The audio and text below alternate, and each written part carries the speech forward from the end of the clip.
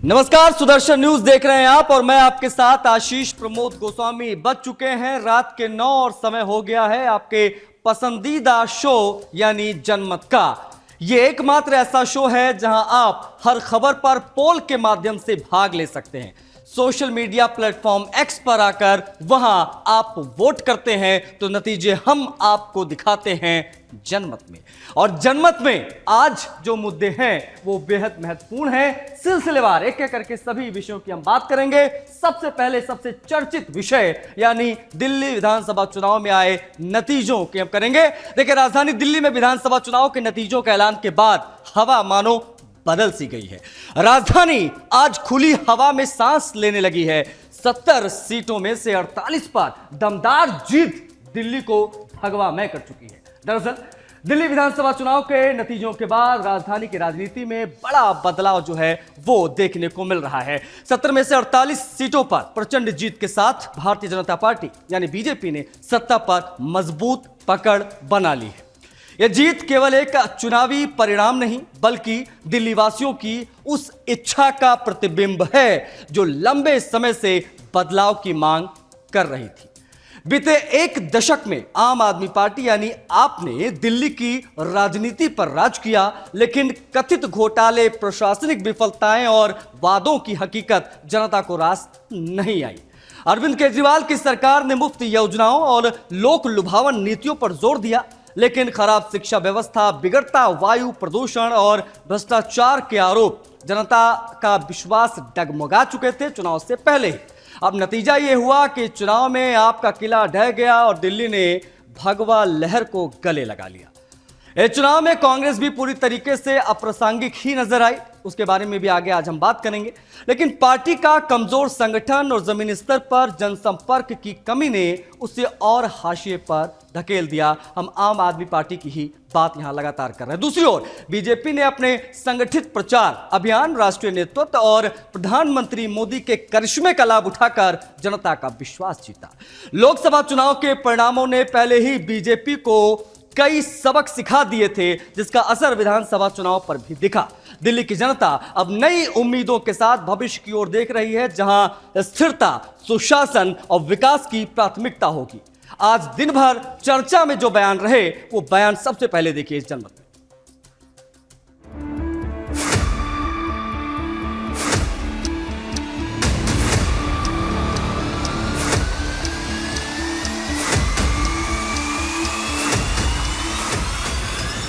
मैं अपनी पूरी टीम का धन्यवाद करना चाहती हूँ, जिन्होंने बाहुबल, गुंडागर्दी, मार पिटाई का सामना भी करते हुए ज़मीनी स्तर पे मेहनत करी और जनता तक पहुँचे। बाकी दिल्ली की जनता का जनादेश है, हमें जनादेश स्वीकार है। जो आज भ्रष्टाचार मुक्त करने के लिए बात आए थे, जन लोकपाल के लिए आए थे, पूरी तरीके से आप ऐसी चीजों में जाके फंसे जिसको समाज स्वीकार नहीं करता। आप शराब जो नीति लेकर आए, शराब से पैसा आपने कमाया, सबसे गलत तरीके से पैसा कमाया, उसका मैं समझता हूँ कि जनता ने इनको नकारा है। और जो झूठी बातें कर आए, फ्री फ्री फ्री और कुछ मिला नहीं, जमुना जी को साफ करने की बात आपने कही थी, उस पर आप राजनीति होने लगी। मैं समझता हूँ कि आज दिल्ली परेशान है, दिक्कत में थी। दिल्ली ने जो परिवर्तन किया, मैं इतना ही कहना चाहूंगा भाजपा के लोगों से कि कांग्रेस की तरह जिस तरह से शीला दीक्षित जी ने काम किया, मनमोहन सिंह जी के समय केंद्र में सरकार थी कांग्रेस की, आपने दोनों सरकारें मिल गई, दिल्ली को खूब अच्छा बनाइए, सुंदर बनाइए। जो उन्होंने मेट्रो बनाया, जो उन्होंने सड़कें बनाई, फ्लाईओवर बनाए, व्यापार के तमाम रास्ते खुले उन्होंने और तमाम डेवलपमेंट किए हर जगह पे। और आपके चेहरे पर और दिल में जो आज खुशी मैं देख रहा हूं, ये केवल मेरी जीत नहीं है, ये आप सभी की जीत है। ये केवल मनोज जोगीन जी की जीत नहीं है, ये सारी दिल्ली की जीत है। क्योंकि इतने लंबे समय से चाहे दिल्ली देहात हो, चाहे सारी कॉलोनियां हो, चाहे पूरी दिल्ली हो, सबकी ये मांग थी कि एक अच्छी सरकार आए। 10 साल से जो सरकार देश में सेवा कर रही है प्रधानमंत्री मोदी जी के नेतृत्व में, उन्हीं के विजन को लेकर दिल्ली में, उन्हीं के सहयोग से दिल्ली में भी सरकार बने, ताकि दोनों सरकारें अच्छा काम करे, कोई राजनीति ना हो, कोई झगड़ा ना हो।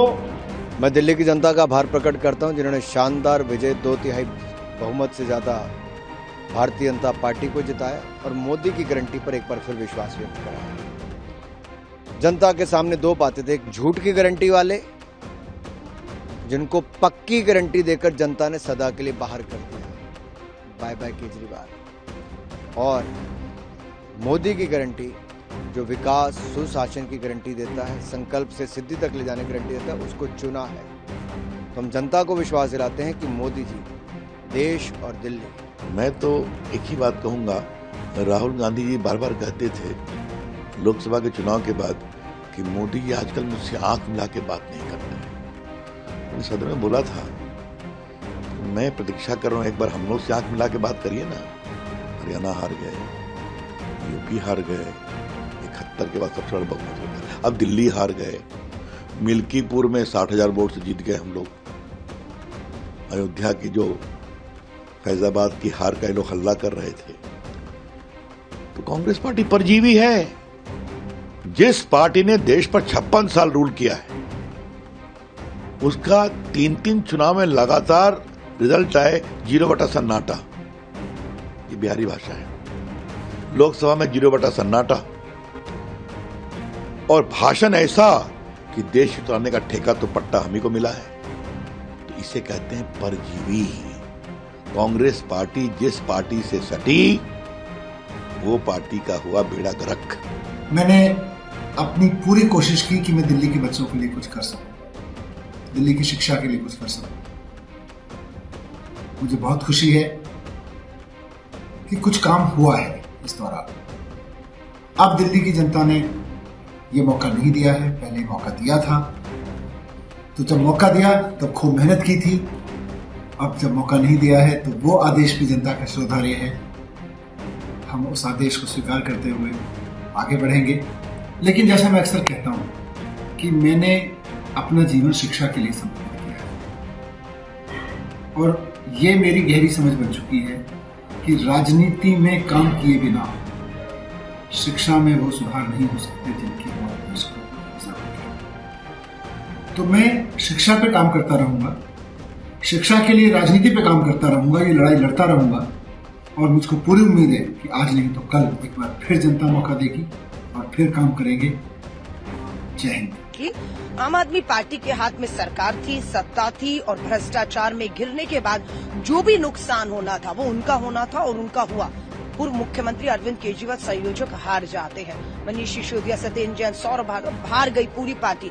खोया उन्होंने, हमने कुछ नहीं खोया, हमने पाया है। और डेफिनेटली बीजेपी ने उसका लाभ उठाने में कामयाब बीजेपी होती हुई इन चुनावों में दिखी है। सरकार अब उनकी बनी है, लेकिन सबसे बड़ा लूजर और नुकसान किसी का हुआ है तो वो आम आदमी पार्टी का हुआ है। और अब ये पार्टी के 22 विधायक बचा सकते हो केजरीवाल जी, अब बचा लीजिए। पहले आप बोल रहे थे इतने करोड़ों रुपए का ये लगाया, कुछ साबित नहीं, हमेशा झूठे आरोप लगाते हैं। अब हम आपको बता रहे हैं कि 22 विधायक हैं आपके पास, बचा सकते हो तो बचा लीजिएगा, क्योंकि अब आपकी पकड़ भी पार्टी में, संगठन पे कमजोर हो चुकी है। पंजाब भी संभलता हो तो अब संभाल लीजिए, क्योंकि आप मुख्यमंत्री थे, आप कन्वीनर थे, आपकी सरकार थी, सत्ता थी, ब्लैकमेलिंग का काम पार्टी के अंदर बाहर, दिल्ली पंजाब आपने बहुत किया। लेकिन अब मुझे नहीं लगता कोई भी उनकी तानाशाही अरविंद केजरीवाल जी की और ब्लैकमेलिंग में आने वाला है। अब बराबरी का जो है जवाब दिया जाएगा।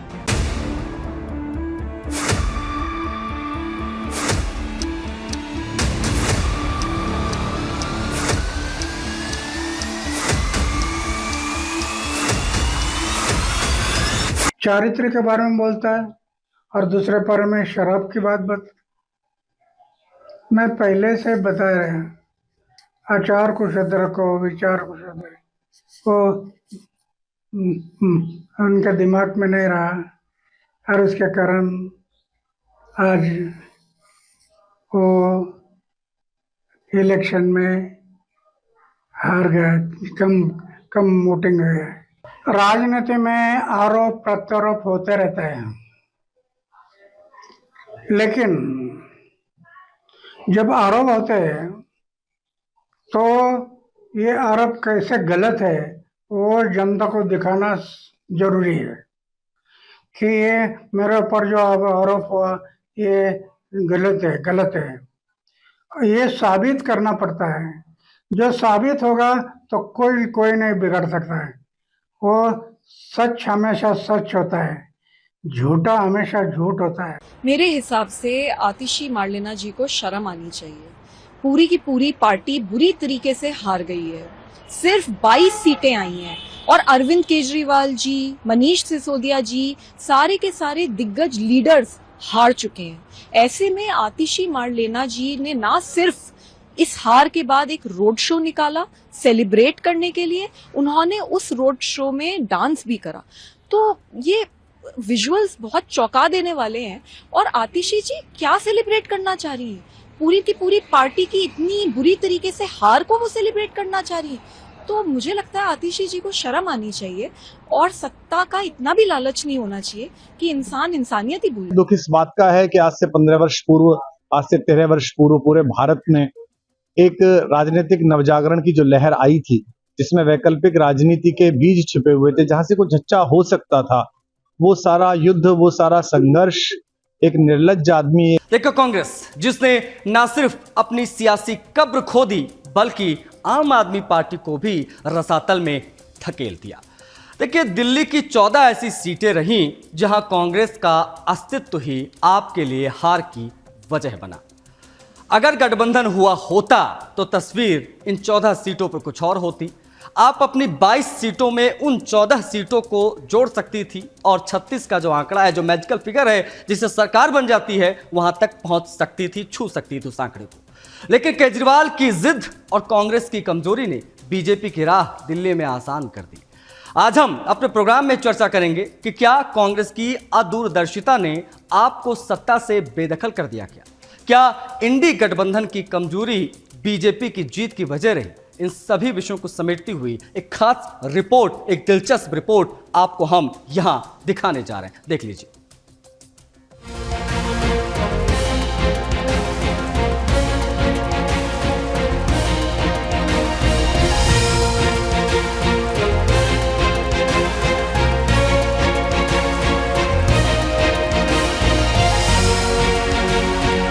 देश की राजधानी दिल्ली में आखिरकार कमल खिल ही गया और पिछले 10 साल से दिल्ली की सत्ता में रही आम आदमी पार्टी का चैप्टर क्लोज हो गया। वहीं दूसरी ओर दिल्ली विधानसभा चुनाव में 0 सीटों के साथ कांग्रेस एक बार फिर फिसड्डी साबित हुई। इलेक्शन कमीशन ऑफ इंडिया की माने तो दिल्ली विधानसभा चुनाव में बीजेपी को 45.56% वोट मिले, वहीं आम आदमी पार्टी को 43.57% और कांग्रेस को 6.34% वोट मिले। इलेक्शन कमीशन ऑफ इंडिया द्वारा जारी इन वोट शेयर के आंकड़ों को देखें तो अगर दिल्ली में इंडी गठबंधन होता तो आम आदमी पार्टी के जीतने की संभावना बढ़ जाती। इस बार के चुनाव में दिल्ली की 14 सीटें ऐसी रहीं जहां कांग्रेस आम आदमी पार्टी के उम्मीदवार की हार का कारण बनी। इन सीटों पर बीजेपी की जीत का अंतर कांग्रेस के वोटों से कम है। दिल्ली के चुनाव में महज 22 सीटें पाने वाली आप यदि कांग्रेस से गठबंधन कर लेती तो दिल्ली में दोनों पार्टियों की गठबंधन की सीटें 36 हो सकती थी, जो बहुमत का आंकड़ा है। वास्तव में 14 सीटें ऐसी रहीं जिनमें आपकी हार का अंतर कांग्रेस को मिले मतों से कम है।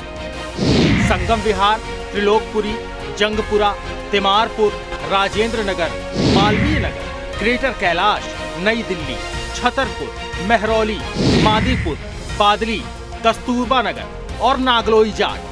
यानी अगर इन सीटों पर आपको कांग्रेस का साथ मिला होता तो आज परिणाम कुछ और होते। नई दिल्ली से अरविंद केजरीवाल और संदीप दीक्षित के वोट एक होते, जंगपुरा से मनीष सिसोदिया और फरहाद सूरी के वोट बंटे न होते और ग्रेटर कैलाश से सौरभ भारद्वाज और गर्वित सिंघवी का वोट एकजुट होता तो आज आपका शीर्ष नेतृत्व ढेर न हुआ होता और न ही कांग्रेस को 0 से संतोष करना पड़ता। लोकसभा चुनाव के बाद आप नेता गोपाल राय और कांग्रेस के दिल्ली प्रदेश अध्यक्ष देवेंद्र यादव ने कहा था कि गठबंधन सिर्फ लोकसभा चुनाव के लिए था। उन्होंने घोषणा की थी कि दिल्ली विधानसभा चुनाव अकेले लड़ेंगे। विशेषज्ञ बताते हैं कि दिल्ली में कांग्रेस 5 से 10 तक सीटें चाहती थी, लेकिन केजरीवाल ने असहमति जाहिर कर दी। साथ ही स्पष्ट कर दिया कि वो दिल्ली में कांग्रेस से चुनावी गठबंधन नहीं करेंगे। यही नहीं, प्रचार के समय दोनों पार्टियों के नेताओं ने एक दूसरे पर जमकर हमले भी किए। वहीं दूसरी ओर केजरीवाल को अखिलेश यादव और ममता बनर्जी का साथ मिला, लेकिन कांग्रेस से अरविंद केजरीवाल का हठ उन्हें उन्हीं के गढ़ में ले डूबा। और अकेले सत्ता सुख भोगने के आदी केजरीवाल खुद को भी हारने से नहीं बचा पाए। वहीं दूसरी ओर बीजेपी ने विपक्ष के इसी बिखरे माहौल का फायदा उठाते हुए 48 सीटों के साथ दिल्ली में जबरदस्त वापसी कर ली। Bureau report, Sudarshan news.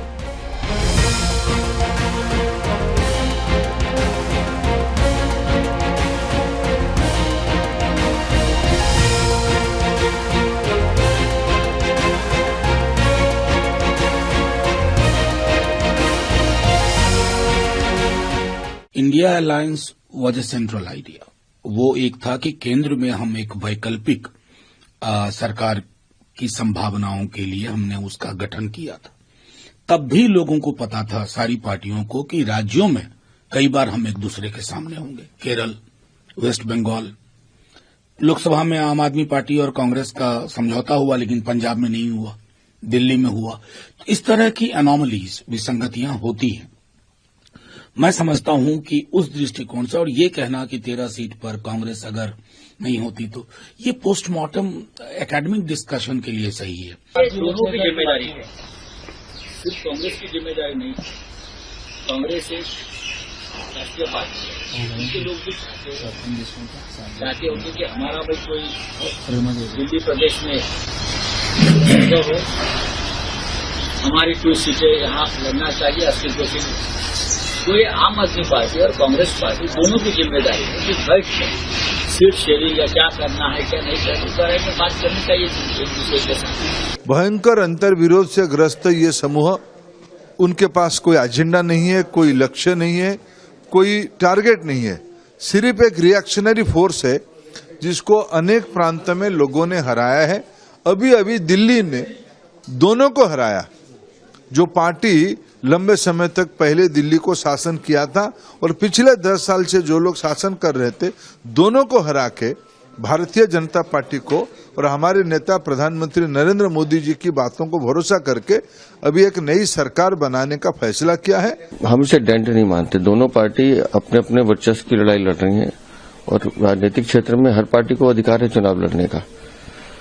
अब अगर ऐसे देखा जाए तो आम आदमी पार्टी ही कांग्रेस के सारे वोट लेकर पार्टी बनी थी, तो अब ये उनको तय करना है कि उनको कैसे अपने पैरों पे खड़ा होना है, क्योंकि हम तो दोनों पार्टी को शुभकामनाएं दे सकते हैं। देखिए, जब इंडिया अलायंस बना था उसी समय बात तय हुई थी कि लोकसभा के चुनाव लड़ने का अलायंस है, राज्यों में लोग अपने अपने निर्णय ले सकते हैं, ये कह के इंडिया अलायंस बना था। वही नीति अभी है, जब वो पार्लियामेंट के चुनाव होंगे निश्चित रूप से फिर इंडिया अलायंस की बात फिर से शुरू की जाएगी। देखो, ये बाद में कहने की बातें हैं। हमारा अलायंस केंद्र में था, लोकसभा में, विधानसभा में स्थिति अलग हुई। दोनों की रजामंदी से ये अलायंस होता है, एक से तो नहीं होता। जो भी हालात हुए, लेकिन हम अपनी पार्टी को मजबूत करेंगे दिल्ली में। देखिए, कांग्रेस ने पहले से बेहतर प्रदर्शन किया, हमारा वोट प्रतिशत बढ़ा है डेफिनेटली। आम आदमी पार्टी के हाथ में सरकार थी, सत्ता थी, और भ्रष्टाचार में घिरने के बाद जो भी नुकसान होना था वो उनका होना था और उनका हुआ। पूर्व मुख्यमंत्री अरविंद केजरीवाल संयोजक हार जाते हैं, मनीष सिसोदिया, सत्येंद्र जैन, सौरभ भार्गव, हार गई पूरी पार्टी। खोया उन्होंने, हमने कुछ नहीं खोया, हमने पाया है। तो दिल्ली में भारतीय जनता पार्टी की बड़ी जीत हुई, उसी की हम बात कर रहे हैं। देखिए, अब केजरीवाल के इस करारी हार और बीजेपी की महाजीत पर समाजवादी पार्टी प्रमुख यानी अखिलेश यादव ने क्या कहा है, वो हम आपको दिखाएंगे। देखिए, दिल्ली का परिणाम जो हमने आपने देखा, आपको हम चाहते थे कि आप पार्टी जीते, आप पार्टी नहीं जीती, बीजेपी जीती है। लोकतंत्र में हम जनता का जो भी फैसला वो स्वीकार करते हैं, लेकिन उत्तर प्रदेश की हमने आपने लूट देखी है। ये जो लोग एक विधानसभा पूरी ताकत लगा दी इन्होंने, इन्हें तो लोकतंत्र में कोई बहुत बड़ा सम्मान देना चाहिए। लोकतंत्र में इन्हें सम्मान मिलना चाहिए, उन बीएलओ को सम्मान मिलना चाहिए जिन बीएलओ ने पर्ची नहीं पहुंचाई, नाम काट दिए समाजवादियों के। उन अधिकारियों को भी लोकतंत्र का कोई न कोई पुरस्कार मिलना चाहिए। जिन्होंने वोट नहीं डालने दिया, ऐसे लोगों को विशेष सम्मान देना चाहिए। जिन्होंने 6 वोट डाले, 2 वोट डाले, लोकतंत्र में उनको भी सम्मान मिलना चाहिए जो दूसरे जिलों से आकर के भारतीय जनता पार्टी के लिए उस जिले में वोट डाले थे, जो हम लोगों ने पकड़ लिए थे। तो ये चुनाव नहीं था, ये लूटा था इन्होंने चुनाव, और ये जनता देख रही है। ये पीडीए। मिल्कीपुर में समाजवादी पार्टी की हार और दिल्ली में आम आदमी पार्टी की हार। इन दोनों हार पर आपने अखिलेश यादव का बयान सुना, लेकिन अब इस पर पलटवार दिखाएंगे, क्योंकि भाजपा नेता तरुण चुग ने इस पर प्रतिक्रिया भी दी है। उन्होंने कहा कि आपदा के रूप में दिल्ली को लूटने वालों को दिल्ली की जनता ने सजा दी है। दिल्ली की जनता पहले ही कांग्रेस को करारी शिकस्त दे चुकी है, वो अपना खाता भी नहीं खोल पाए। देश को अंदर और बाहर बदनाम करने वालों को जनता लगातार जवाब दे रही है। केजरीवाल की झूठ और आडंबर की राजनीति का एक पूरा अध्याय समाप्त हो गया। पंजाब के लोग भी दिल्ली की तरह आपदा से मुक्ति चाहते हैं। इंडी गठबंधन एक बोझ है, एक दूसरे के खिलाफ लड़ने वाले लोगों का भानुमति का कुनबा है, उनका कुनबा बिखर रहा है। दिल्ली की हार इंडी गठबंधन के ताबूत में आखिरी कील है। अब एक और इस हार से आम आदमी और सपा तिलमिलाई हुई है, तो वहीं दूसरी तरफ कांग्रेस का इस पर कहना है कि भैया दिल्ली की जनता बदलाव चाहती थी और जनता ने बदलाव को चुन लिया। लेकिन आम आदमी और कांग्रेस साथ में लड़ते तो आज दिल्ली में बीजेपी हार जाती। क्या कुछ बयान और आ रहे हैं अखिलेश के बयान के जवाब के रूप में, और अन्य कुछ बयान वो आपको हम यहां दिखाएंगे। आपदा एवं कापदा के रूप में दिल्ली को लूटने वालों को दिल्ली की जनता ने भारी मतदान करके सजा दी है। दिल्ली के लुटेरों से दिल्ली को मुक्ति दिलाई है, और प्रधानमंत्री मोदी जी ने जो कहा है वो स्वागत योग्य है। दिल्ली को गजनी, गोरी, अब्दाली से ज्यादा लूटने वाले आपदा पार्टी व कापदा पार्टी के लोग लूट का हिसाब देना पड़ेगा। लूट का पैसा गरीबों के खजाने में पहुंचाना पड़ेगा। ये प्रधानमंत्री मोदी जी का जो घोषणा है ये स्वागत योग्य है। दोषियों को सजा मिले और लूट का पैसा गरीब के घर पहुंचे। पीएम मोदी ने लगातार 6 चुनाव हारने का रिकॉर्ड, डबल हैट्रिक। दिल्ली की जनता ने पहले ही आधा दर्जन चुनावों में कांग्रेस को करारी हार दी। कांग्रेस खाता नहीं खोल पाए। जनता जनार्दन है, नुसिखिए, नालायक, नाकामयाब, देश को देश के अंदर व बाहर बदनाम करने वाले, उनको लगातार जनता सजा दे रही है। और जनता ने षड्यंत्र बुद्धि व मूर्ख बुद्धि दोनों को करारी चोट दी। केजरीवाल की षड्यंत्र व भ्रम पैदा करने वाली झूठ की राजनीति एवं आडंबर की राजनीति का पूरा अध्याय देश भर में समाप्त हो गया। पंजाब की जनता भी दिल्ली की जनता की तरह आपदा से और कापदा से मुक्ति चाहती है, और प्रधानमंत्री मोदी जी की सबका साथ सबका विकास के साथ आगे बढ़ना चाहती है। इस चुनाव ने निश्चित रूप से पंजाब के मुख्यमंत्री कार्यालय पर दिल्ली आपदा पार्टी का नाजायज कब्जा अब लगभग समाप्त हो जाएगा। I think it was very obvious from all our meetings in Delhi and whichever people I was meeting that people wanted change. They were fed up of the way things were and they wanted change. I suppose they voted for change. My congratulations to all those who have won. And for the rest of us, it just means we have to work harder and we have to stay there, be on the ground and be responsive to the people's issues. Delhi में हम लोगों ने लड़के अपना vote percentage बढ़ाया, क्योंकि alliance अगर हो जाता आपका और कांग्रेस का तो ये परिदृश्य दूसरा होता। वोट का बिखराव है तो इससे मतलब फर्क पड़ा है। तो एक हम लोगों ने कहा कि एक ये जंग थी, हम लोग एक लड़ाई हारे हैं उस जंग की, लेकिन जंग हमारी जारी रहेगी। लगातार विपक्ष आरोप लगा रहा है चुनाव आयोग पर, सरकार पर, उस पे आप नहीं, देखो चुनाव आयोग को जो निष्पक्षता का रोल करना चाहिए था वो मैं नहीं कह रहा हूँ, पूरा इंडिया के अलायंस है जो उससे बाहर भी सब लोग कह रहे हैं कि वो अपना रोल सही ढंग से नहीं निभा रहा है। बढ़ेंगे आगे। देखिए, आज का दिन भारतीय रक्षा इतिहास में स्वर्ण अक्षरों में लिखा जाएगा। बेंगलुरु के आसमान में एक ऐतिहासिक क्षण तब दर्ज हो गया जब थल सेनाध्यक्ष जनरल उपेंद्र द्विवेदी और वायु सेना प्रमुख एयर मार्शल एपी सिंह ने स्वदेशी हल्के लड़ाकू विमान तेजस में एक साथ उड़ान भरी। यह सिर्फ एक उड़ान नहीं, बल्कि भारत की आत्मनिर्भरता और सैन्य शक्ति का एक बड़ा संकेत है। बेंगलुरु के आसमान में आज देश ने इतिहास बनते देखा। पहली बार भारतीय थल सेना और वायु सेना प्रमुख, जो एक ही कोर्स में भी हैं, उन्होंने स्वदेशी लड़ाकू विमान तेजस में एक साथ उड़ान भरी और इस ऐतिहासिक क्षण ने न केवल भारत की सैन्य ताकत को दर्शाया बल्कि यह भी साबित किया कि भारत अब रक्षा क्षेत्र में आत्मनिर्भरता की नई ऊंचाइयों को छू रहा है।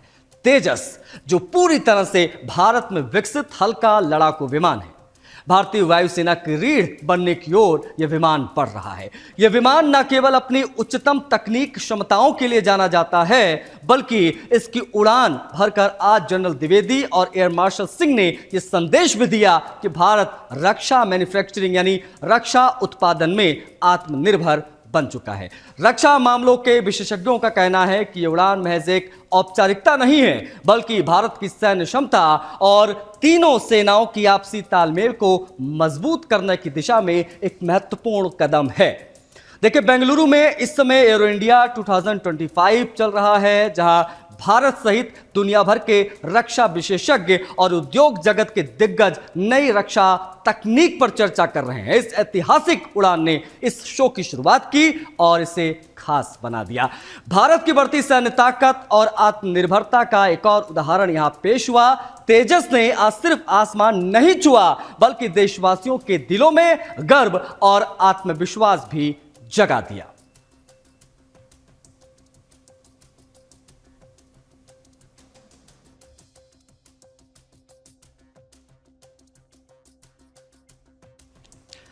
तो जनमत में आज के लिए बस इतना ही।